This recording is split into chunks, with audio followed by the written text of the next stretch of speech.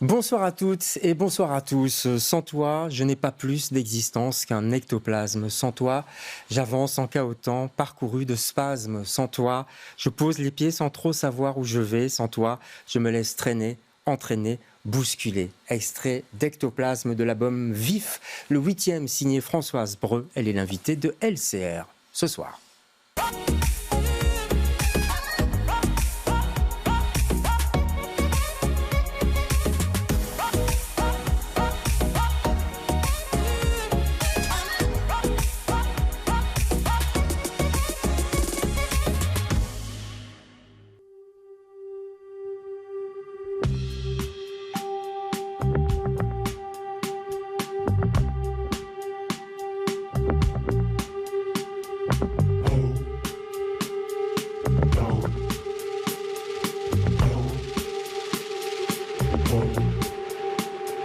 Sous l'asphalte, je me déploie, contourne les obstacles parfois. Des rejetons me poussent bien bas.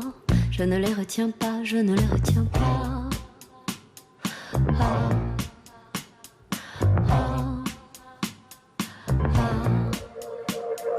Le tarmac au-dessus de moi se fendit, craque comme le bois. Je fouille le sol de haut en bas, délie mes tiges, déploie mes doigts. Ah.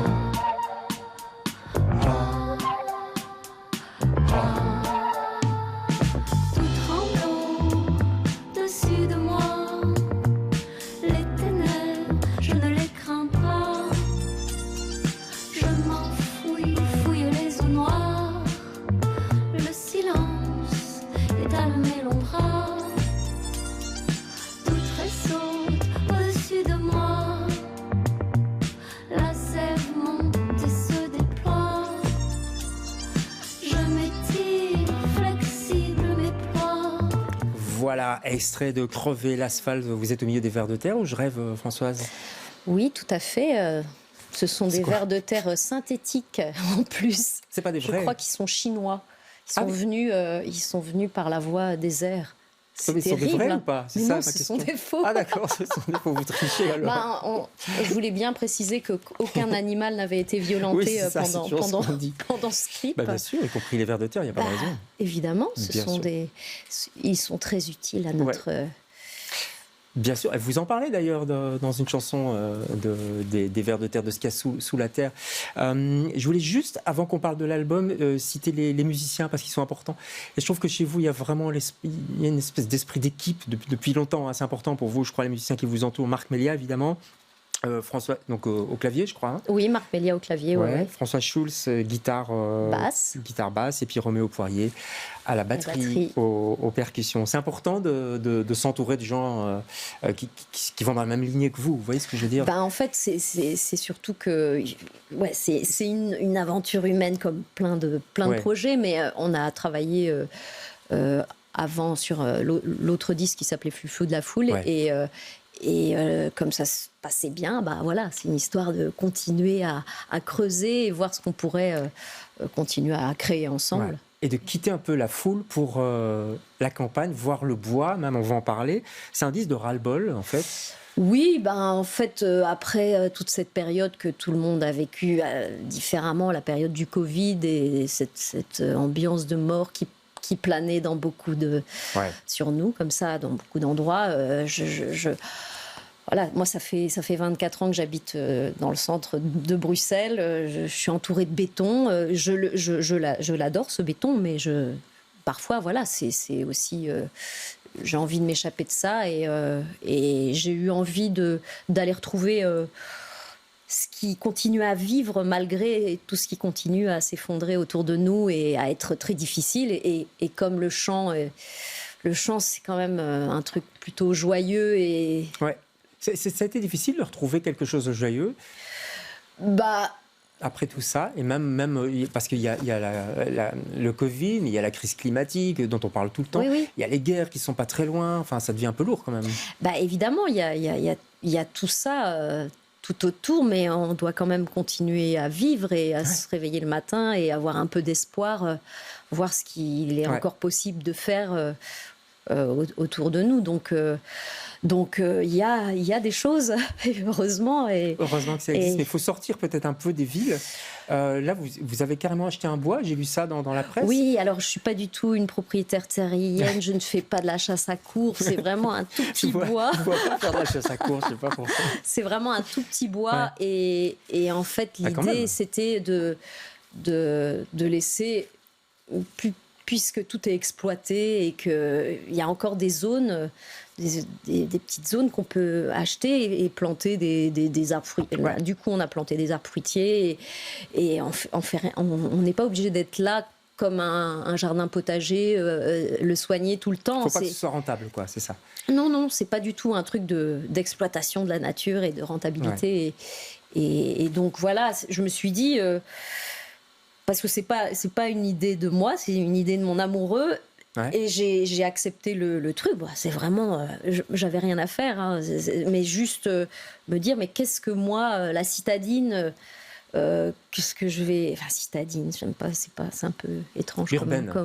Ouais, je vis dans la ville, voilà, et je suis complètement coupée de la nature depuis des années, quoi. Ouais. Vous n'avez pas un animal chez vous Non, j'avais des enfants, mais ils ont grandi, ils sont partis. qui étaient sauvages, c'était des garçons. Oui, il y en a maintenant qui est DJ d'ailleurs. Hein. Oui, tout à fait. Ouais, Yori qu'on salue s'il nous voit. Et enfin, voilà, déjà quand ils étaient enfants, fallait qu'on aille dans les parcs. Et en fait, heureusement, il y a ce qu'il faut à Bruxelles, mais il faut sortir du centre. Et voilà, c'est le centre-ville, mine de rien, ça se bétonise de plus en plus. Ouais. Et donc voilà, je sais plus. Mais c'est une tendance aussi en ce moment, je trouve, chez les créateurs, en chanson, en roman graphique, même en cinéma. Je pense au film La Montagne, je ne sais pas si vous l'avez vu, de Thomas Salvador. C'est des gens qui quittent un peu la ville, qui vont dans la nature, mais il y a tout d'un coup, il y a quelque chose qui se passe aussi de presque surnaturel. On retrouve ça un peu dans votre album Zoo aussi, les éléments, la faune, la flore. Voilà, on est dans de la poésie, mais c'est onirique aussi. Oui, j'ai vraiment essayé d'aller retrouver des sensations d'enfance que j'ai grandi, moi, dans la banlieue de Cherbourg. Donc, c'était un peu bétonné aussi, Cherbourg, quand même, non ? Cherbourg, oui, assez, mais j'étais à la limite de la ville et de la campagne. Ouais. Et aussi, j'avais la chance d'avoir la mer quand même. Mais je découvrais quand même... J'ai beaucoup découvert les mares et les arbres, et donc j'avais cette chance-là quand même si j'étais dans une cité un peu moche, mais j'avais quand même cette chance-là, et surtout des souvenirs de colonies de vacances et de liberté dans les bois, et de découverte vraiment de sensations, de ronces, vraiment d'être complètement immergée dans les broussailles, quoi. Et ça, c'est quelque chose que j'avais envie de retrouver dans les chansons, enfin et dans les textes de aussi. Parler de ça. Vous êtes nostalgique en fait ou pas ? C'est genre c'était mieux avant ? Non, c'est pas. Non, je pense pas. Je pense pas que. C'est pas ça. Non, c'est pas du tout ça. Vraiment, je voulais vraiment retrouver ces sensations-là, tout simplement, quoi. Et vous les partagez très bien avec nous, notamment dans ce deuxième extrait qu'on va regarder, qui s'appelle, j'ose pas prononcer, c'est Ode au verre. L'Aude, comme vous voulez. Bon, c'est O-D-E, quoi. Chacun prononce comme il veut, finalement. L'Aude au verre, écoutez, extrait deuxième.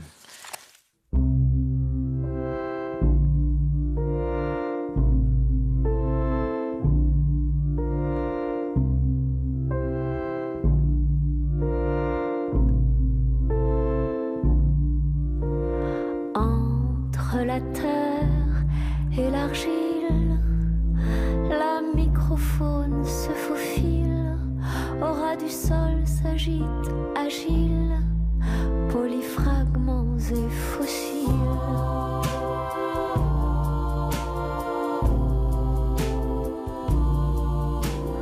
Dans les entrailles de la terre, on s'enfonce, se laisse faire. Contour au sédiment, au fer, on se dissout une année entière.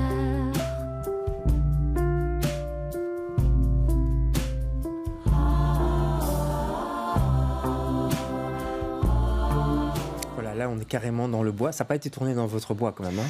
Ça ressemble. Non, malheureusement, moi j'aurais bien aimé en fait. Il y a beaucoup plus de broussailles Ouais.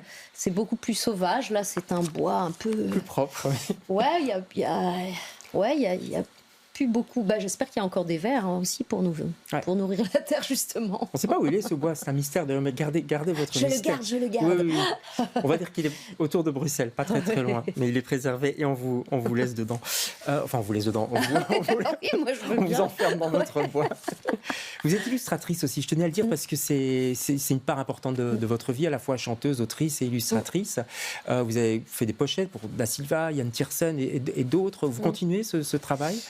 Oui, bien sûr. Et là, beaucoup plus enfin, beaucoup plus. J'ai eu quelques propositions avec Avalanche Kaito qui vient de sortir un super disque. Oui, c'est vrai. Et un autre groupe belge qui s'appelle Wide the Eye. D'accord. Et voilà, j'adore faire ça. En fait, oui, toute forme d'illustration, que ce soit la littérature jeunesse, dessins de presse, tout ça, je suis très intéressée. J'ai dit ça parce que vos textes sont très imagés, enfin ils sont très visuels. Vous écrivez avec des images dans la tête? Oui, j'ai des images qui m'aident, qui vont m'aider et que je vais travailler. Je travaille les illustrations en même temps que les chansons et c'est comme si j'appuyais le propos en me disant voilà, je donne une interprétation par le dessin et je continue à faire ça depuis. Et après, je fais des expos et en lien à ça. Ouais.